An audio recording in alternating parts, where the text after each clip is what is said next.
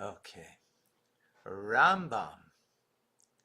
We are chapter 3. Or actually, we're going to go into chapter 5. We're at the very beginning. We started yesterday, chapter 1, 2, and 3. And today, we're going to go to chapter 5. Chapter 4 is a very difficult, called Maisa Merkova. It's about very difficult, chapter 4. So we're going to do chapter 5, which is about sanctifying God's name. These are the laws, fundamental laws, Jewish teachings, Torah teachings. Okay. Oopsie. Let's go to chapter 5.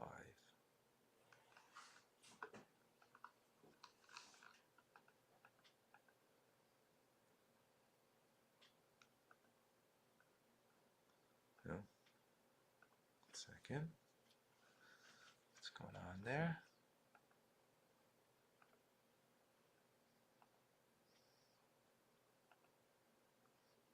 Okay.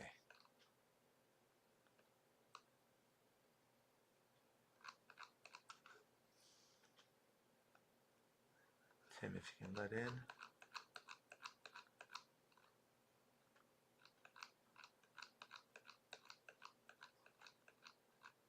Okay, chapter 5. The entire house of Israel, Jewish people, are commanded regarding sanctification of God's great name.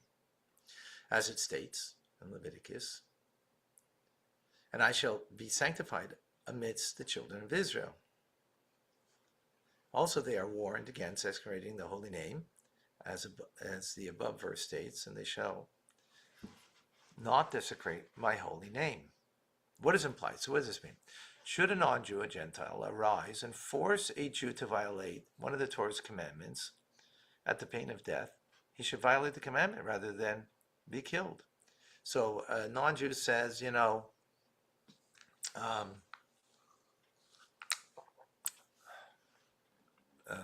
well, it's given it. What's a good example over here? Transgress this law, eat something not kosher, gives you something not kosher or whatever. Not because they want you to transgress that particular law, but, so you should violate, as it says, which a man should perform and live by them. He should live by mitzvahs. Mitzvahs are given so that one may live by them and not die because of them. If a person dies rather than transgresses, he's held accountable for his life, right? You shouldn't do it. So when does the above apply? So then what does it mean to sanctify God's name, which means to give up your life? So it's with regard to other mitzvahs, with the exception, when does the above apply that you don't give up your life? It's all of these except for 3 things.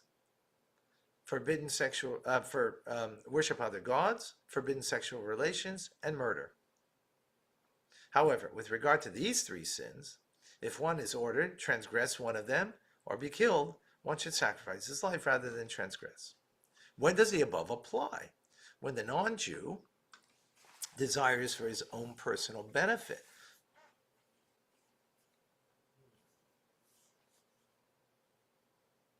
Right?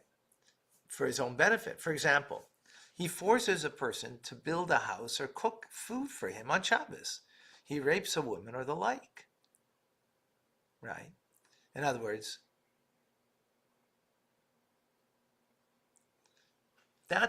we're going now back to old mitzvahs, right? So he's doing it for his own benefit, right? He's telling you to cook, and it's Shabbos. So you don't give up your life for that, right? Because he wants the benefit of you cooking. So then you don't give up your life. However, if his intention is solely to have the Jew violate the mitzvahs, more severe rules apply. In other words, he wants you to transgress the law of Shabbos, not because he's hungry and he wants some food on Shabbos and therefore tells you cook. But he wants you to transgress the law of Shabbos. Oh, that's different then. Right. Then it says follows. If the Jew is alone and Jews are not present, he should transgress and not sacrifice his life. However, if the non-Jew forces him to transgress with the intention that he violate a mitzvah in the presence of 10 Jews, he should sacrifice his life and not transgress. So if you're doing it publicly in the face of other Jews, then you have to give up your life, because he's doing it against your faith, against your religion. This applies even if the Gentile non-Jew intended merely that you violate only one of the Torah mitzvahs, right? Only one mitzvah, not even many mitzvahs, right? Only the above distinction apply only in times other than times of decree. Oh, what does that mean?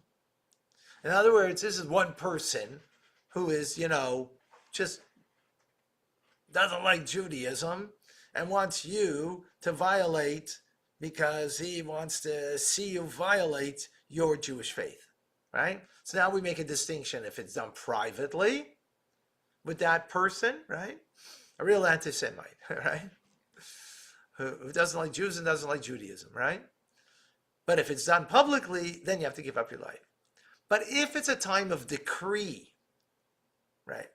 Example, when the wicked king, like Nebuchadnezzar, who was a Babylonian king, right, fighting against the Jews, or like, will arise and issue a decree against Jews to nullify their faith, or one of the mitzvahs, one should sacrifice one's life rather than transgress any of the other commandments, whether one is compelled to transgress amidst 10 Jews, or one is compelled to transgress merely amidst non-Jews. But it's a nation making a decree, not an individual, right?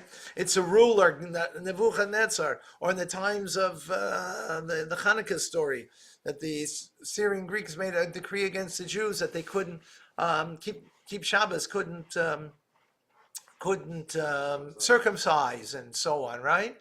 So that's a different story. Then you have to be ready to sacrifice your life.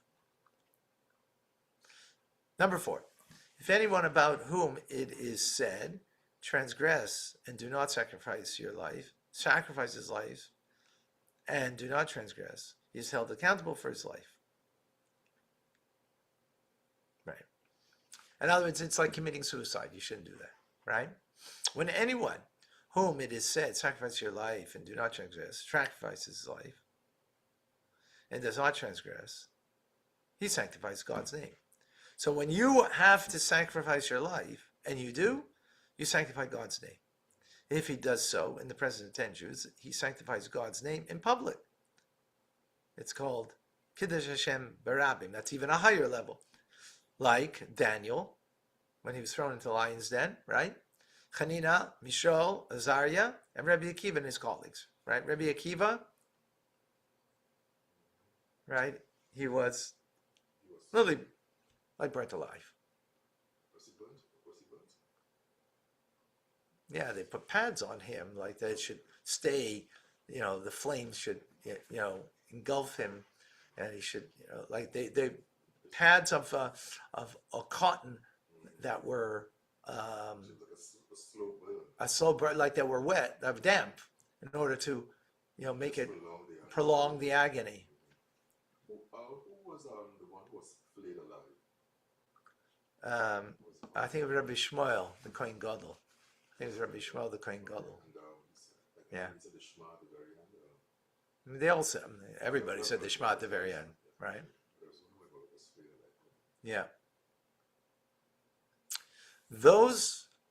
These are those slain by the wicked kingdom above, whom there's no higher level of sanctifying God's name. Concerning them, it states, for your sake, we have been slain all day. We are viewed as sheep for the slaughter. Whoa, that's where the phrase comes from, huh? From Psalms, right? It has a negative connotation today, but not from King Solomon. King David, rather, from Psalms. Tehillim. In Psalms it states, gather unto me, my pious ones, who you have made a covenant with me by slaughter.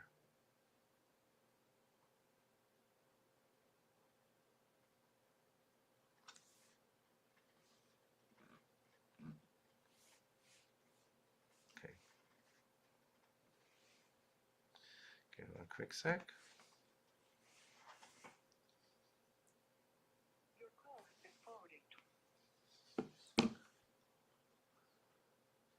Okay, when anyone about whom is said, sacrifice your life and do not transgresses instead of sanctifying his life. He desecrates God's name, right? If he does so in the presence of 10 Jews, he desecrates God's name in public, nullifies the fulfillment of the positive commandment of sanctification of God's name, and violates the negative commandment against the desecration of God's name. Nevertheless, when he is forced to transgress, he is not liable for lashes. She might say, oh, he did something that he's not supposed to, so he should get lashes. No, he's not liable for lashes because he's been forced, right? And needless to say, he's not executed by the court, even if he was forced to slay a person, right? In other words, a Nazi put a gun at your temple and made you kill another person. Otherwise, you'd be killed, right? And you killed somebody because of that. You're not allowed to. You have to give up your life for that, especially if it was done in presence of 10 Jews, right?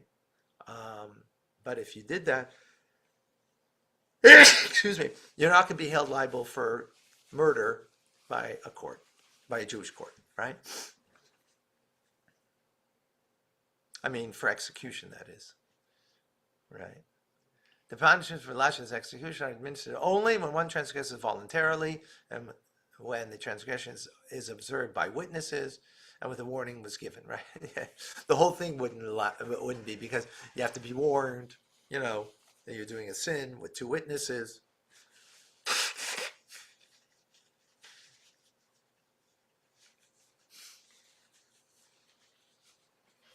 Okay. So you're not doing it voluntarily, you're being forced to do it. So that for sure is then you don't get the death sentence. As it states concerning one who gives the children to worship a Melech, and I will turn my face against that person, the old tradition teaches that we can infer that person and not the one who is forced to transgress inadvertently or from transgress because of an error. So it's interesting. The law that we learn that it has to be that it's that you are willfully doing this is by giving your child over to the idolatry called Melech. We learn it from there. If concerning the worship of false idols, which is the most serious of sins, a person who is forced to worship is not liable for karas, or needless to say, execution by the court, how much more so does this principle apply with other mitzvahs of the Torah? Similarly, regarding forbidden sexual relations, do not do anything to the maiden, as the verse states. Oh, because she was raped, right? In other words, involuntarily. So, same thing. If you're doing it involuntarily, so then you're not going to get that's the proof from there that when you're doing it involuntarily, that you don't get punished. That's the point. One who could, however, escape and flee from under the power of the wicked king and fails to do so is like a dog who returns to lick his vomit. Whoa. He is considered as one who worships false gods willingly. He will be prevented from reaching the world to come and will descend to the lowest levels of Gehenna. Wow.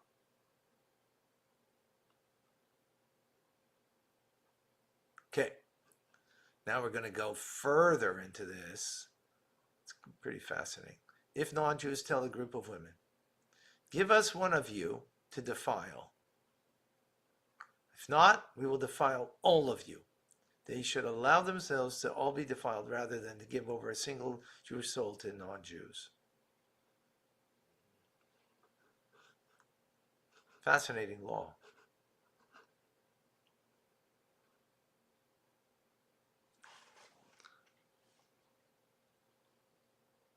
So the case of it's all or none.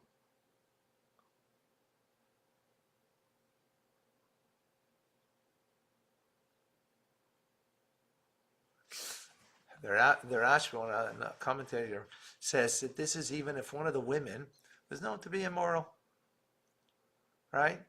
You don't give her over nonetheless. Similarly, if Gentiles told a group of Jews, give us one of you to kill. If not, we will kill all of you.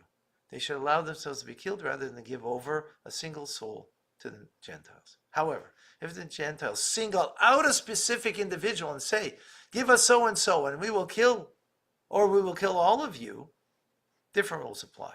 If the person is obligated to die like Sheva ben Bichri,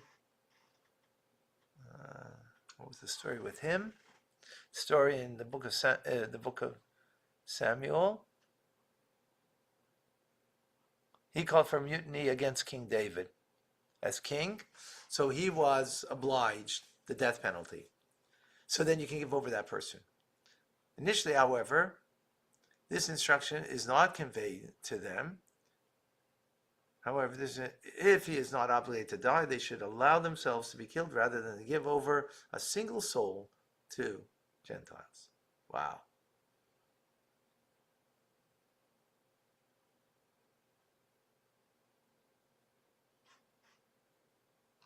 Okay. So just as these principles apply regarding being forced to transgress, they also apply regarding sicknesses. What does this imply? When a person becomes sick and is in danger of dying, the physicians say that the cure involves transgressing a given Torah prohibition. Physicians advise should be followed. Right? When there is danger to the life, one may use any of the Torah prohibitions as a remedy, with the exception of worship of false idols, forbidden sexual relations, and murder. In other words, if you have to eat, if the doctor says you have to eat bacon, that's the only cure, because in bacon there is something there, right, that is going to bring cure to this person. So you can eat it, because it's going to save the person, right? I don't think that's such a good example, because I don't believe there will be anything in bacon that could do that, but, whatever. You get the point. Huh? It's a The parameter of the law, exactly. Right. If one transgresses uses them for a remedy, the court should impose the appropriate punishment upon them. In other words, if it's worship false gods or forbidden relations or murder, right? In other words,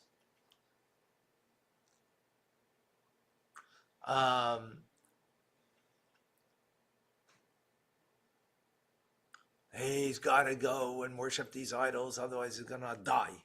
Or he's got to have relations with this woman because he's lovesick for her, and if he doesn't, he's going to die. You know what? Okay, you'll die. Right? These three things you can't transgress. Okay, I'm going to stop here. My hand's been up the whole time, and I didn't even respond to me. 6:30 tonight, folks. I know that there's some competition tonight. I'm a better halftime game or production, even though it's not halftime. It's the beginning of the game at that time. No. Come and join us tonight. Huh? Yeah.